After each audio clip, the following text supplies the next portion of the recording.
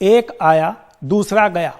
BJP के लिए पिछले कुछ घंटों में दक्षिण भारत में कुछ ऐसा ही हुआ, जहां कर्नाटक में उसे जनता दल सेक्युलर के रूप में नया सहयोगी और एनडीए का नया घटक मिला।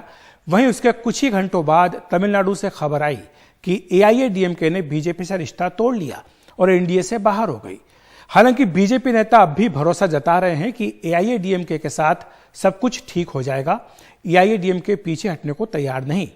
क्या यह बीजेपी के मिशन 2024 के लिए बड़ा झटका है? आज यही समझने की कोशिश करते हैं। दक्षिण की इकलौती सरकार कर्नाटक में थी बीजेपी की, वो गंवाने के बाद उसकी मुसीबतें बढ़ी हैं। जो मिशन साउथ था बीजेपी का, उसको एक बड़ा झटका कर्नाटक में सरकार जाने के बाद लगा है।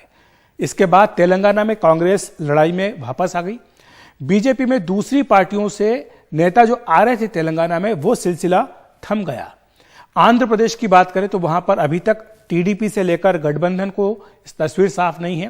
केरल में चुनौतियां बरकरार हैं, वहां पर बीजेपी अपना विस्तार करना चाहती है, लेकिन कई दिक्कतें वहां पर आ रही हैं। हालांकि कर्नाटक में जनता दल सेक्युलर के साथ गठबंधन हुआ है और वहां बीजेपी को उम्मीद है कि पिछला जो प्रदर्शन था वो दोहरा पाएगी। आपको बता दें कि मिशन 2024 के लिए बीजेपी ने दक्षिण में कम से कम 50 सीटें जीतने का लक्ष्य रखा था। लेकिन जो गठबंधन टूटा है बीजेपी और एआईएडीएमके का, इसके पीछे क्या कारण है? जानकार इसके अलग अलग कारण बताते हैं। उनके मुताबिक एआईएडीएमके को लग रहा है कि बीजेपी उसके वोट बैंक में सेंध लगा रही है, क्योंकि वो उसी के कंधों पर सवार होकर यह काम कर रही है। प्रदेश अध्यक्ष हैं अन्नामलाई, वो लगातार एआईएडीएमके के शीर्ष नेताओं पर हमले बोल रहे हैं। कई बार शिकायत करने के बावजूद बीजेपी के केंद्रीय नेतृत्व ने अन्नामलाई पर लगाम नहीं लगाई है। बीजेपी को अभी समझौते के तहत 39 लोकसभा सीटें जो तमिलनाडु में है, उनमें केवल 5 सीटें मिली, जबकि खबरों के मुताबिक बीजेपी तमिलनाडु में कम से कम 15 लोकसभा सीटों पर चुनाव लड़ना चाहती है। एआईएडीएमके जाहिर सी बात है इसके लिए तैयार नहीं है। बीजेपी सूत्र यह भी दावा कर रहे हैं कि एआईएडीएमके दरअसल दूसरे विकल्पों की तलाश कर रही है।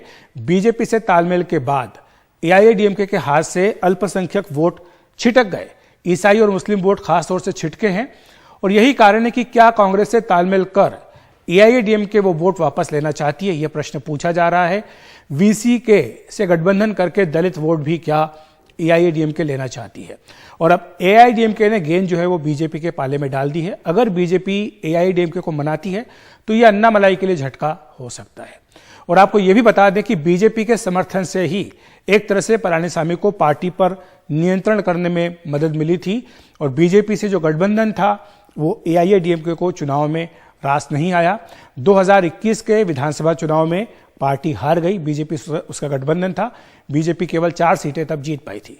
इसी तरह 2019 के लोकसभा चुनाव में एआईएडीएमके को केवल एक ही सीट 39 में से मिली थी। 99 के बाद से तमिलनाडु में बीजेपी ने डीएमके और एआईएडीएमके दोनों से गठबंधन किया है, लेकिन बीजेपी से गठबंधन करने का इन दोनों ही पार्टियों को चुनावी फायदा नहीं मिला है। एआईएडीएमके और बीजेपी के वोट एक ही वर्ग से आते हैं और यही कारण है कि एआईएडीएमके के वोट झटक कर ही बीजेपी तमिलनाडु में आगे बढ़ सकती है। अब बीजेपी छोटे छोटे दलों के साथ अपना गठबंधन बना रही है।